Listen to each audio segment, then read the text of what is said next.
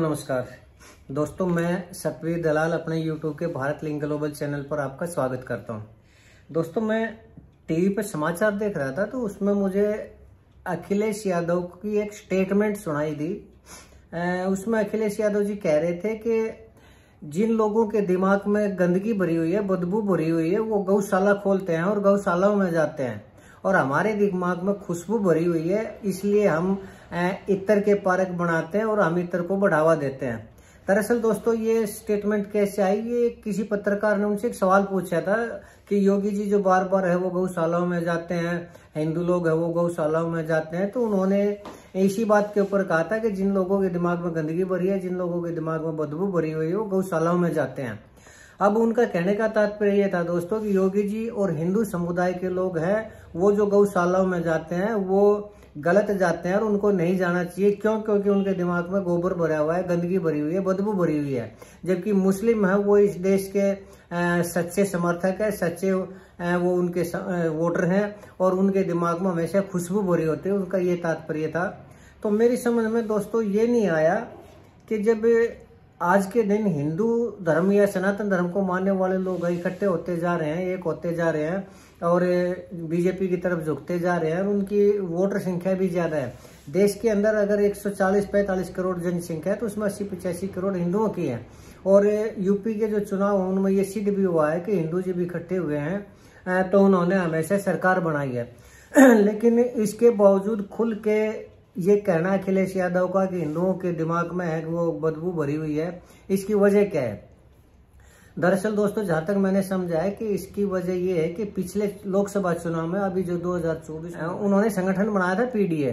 तो पीडीए का मतलब है कि पिछड़ा, दलित और अल्पसंख्यक, यानी पिछड़े समुदाय के लोग, दलित समुदाय के लोग और मुस्लिम समुदाय के लोग, मतलब अल्पसंख्यक लोग, वो उनका मिला के एक संगठन बनाया था। और उससे समाजवादी पार्टी ने उस संगठन के कारण, क्योंकि अखिलेश यादव को ये समझना है कि संगठन के कारण उनकी इतनी जीत हुई और उसको मिली 80 में से 43 सीट, जबकि बीजेपी की रही 37 सीट। तो अखिलेश यादव को ये लगता है कि उनका ये जो प्लानिंग है ये सक्सेस रही है लोकसभा चुनाव में, और आने वाले जो 2027 में विधानसभा के चुनाव है उसमें भी उनका जो पीडीए है वो सक्सेस रहेगा। और 2027 में विधानसभा में जो सत्ता है वो समाजवादी पार्टी की आने जा रही है। तो इस मामले में दोस्तों मैं ये समझता हूं कि ये जो 43 सीटें आई है वो न तो पीडीए कारण आई है, न उसमें कोई अखिलेश यादव की सोशल इंजीनियरिंग है या उनकी कोई किसी प्लानिंग का जो है वो कमाल है। ये जो उनकी सीटें आई है और बीजेपी की जो सीटें घटी है, इसमें मैं मानता हूं कि अमित शाह की गलती के कारण है। और वो किस लिए मैं इसमें गलती मानता हूं दोस्तों कि योगी आदित्यनाथ की जो लोकप्रियता है ना वो दिनों दिन बढ़ती जा रही है, और जो हिंदू धर्म वाले लोग हैं वो नरेंद्र मोदी और अमित शाह से ज्यादा विश्वास अगर करते हैं तो वो योगी आदित्यनाथ के ऊपर करते हैं।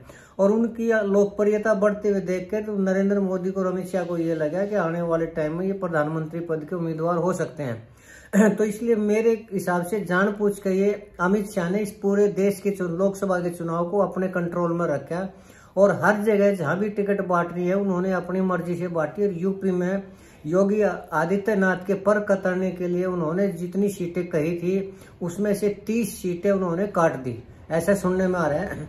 और वो जो 30 सीटें हैं अमित शाह ने ऐसे लोगों को दे दी जो उनको खुद को पता था कि ये नहीं जीतेंगे। उसके पीछे उनकी प्लानिंग ये थी कि यूपी में अगर 30 सीटें कम भी आएंगी तो हम पूर्व की तरफ से या दक्षिण की तरफ से इन सीटों को कवर कर लेंगे और इसमें हमें किसी तरह कोई नुकसान नहीं होगा। लेकिन योगी आदित्यनाथ है उसके पर कतरे जाएंगे और उसकी लोकप्रियता खत्म हो जाएगी, और जो उनकी लोकप्रियता बढ़ती जा रही है और वो प्रधानमंत्री पद के दावेदार बनने लग रहे हैं वो खत्म हो जाएगा, और अमित शाह के लिए दावेदारी है ना वो पुख्ता हो जाएगी, लाइन क्लियर हो जाएगी। लेकिन इसमें दोस्तों ये नहीं पता था उनको कि ये जो 30 सीटों का नुकसान है ये उनके लिए इतना भारी पड़ेगा कि पहले से भी सीटें कम हो जाएंगी, और उनको लोकसभा में अपनी सरकार बनाने के लिए नीतीश बाबू और चंद्रबाबू नायडू उनका समर्थन लेना पड़ेगा। बिहार और आंध्र के जो वो हैं सीएम हैं उनका समर्थन लेना पड़ेगा। तो लेकिन कुल मिलाकर जोड़ तोड़ तो ये है ना कि समाजवादी पार्टी की जो सीटें हैं वो तो बढ़ के आई हुई है ना, और इसी बढ़ के आने से अखिलेश यादव को ये मुगालता हो गया, उनके मन में ये वहम हो गया है कि अब की बार विधानसभा में भी उनकी जीत होगी और वो योगी आदित्यनाथ को हरा देंगे, और उनका जो बेस वोटर है वो मुस्लिम वोटर है और शुरू से ही वो अखिलेश यादव ही नहीं, उनके पिताजी वो भी हिंदुओं से नफरत किया करते और उन्होंने हमेशा मुस्लिम तुष्टीकरण की राजनीति की।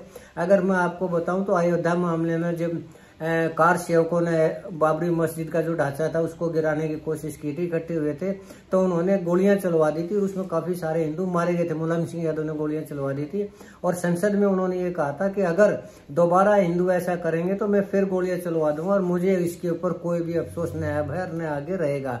तो ये उनका मुस्लिम तुष्टीकरण का हाल था। और उनको तो कहा भी मुल्ला मुलायम करते, तो उन्होंने इतनी ज्यादा तुष्टीकरण की राजनीति की, यूपी में हिंदुओं को इतना खुडे लाइन लगाया, इतना उन्होंने डिग्रेड किया कि जब भी दंगे हुआ करते, झगड़े फसाद हुआ करते, तो हमेशा वो मुस्लिम पक्ष का समर्थन किया करते और उनका साथ दिया करते और हिंदुओं को सजा दिया करते।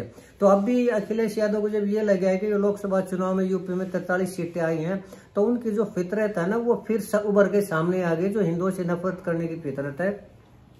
लेकिन दोस्तों वो ये नहीं जानते कि अब जो मामला है वो योगी आदित्यनाथ का, वो यूपी का मामला विधानसभा का मामला है। इसके अंदर जो सीटों का बंटवारा है वो अमित शाह दोबारा ऐसी गलती नहीं करेंगे और योगी आदित्यनाथ के कहे अनुसार टिकटें मिलेंगी और योगी आदित्यनाथ 2027 में भी, जहां तक मेरा अनुमान है, फिर से यूपी के अंदर अपनी सरकार है वो आराम से बना लेंगे।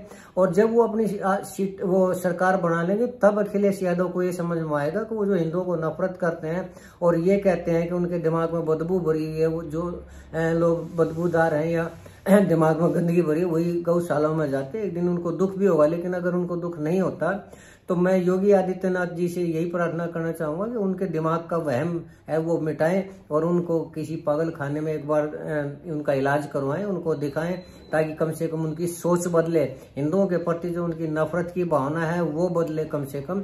ये किसी भी रूप में उचित नहीं है कि एक समुदाय को, जो इस देश का प्रमुख समुदाय है, उसको ये कहना है कि जिनके दिमाग में बदबू भरी हुई है वही गौशाला खोलते हैं या गौशाला में जाते हैं, ये सरासर अनुचित है और एक इतने बड़े नेता को ऐसे बयान नहीं देने चाहिए दोस्तों।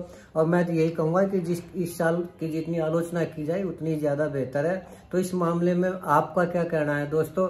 आपको अगर ये लगा कि मैं ठीक कह रहा हूँ तो आप मुझे कमेंट करके बताएं। अगर आपको लगता है कि मैं गलत कर रहा हूँ तो भी आप मुझे कमेंट करके बताएं।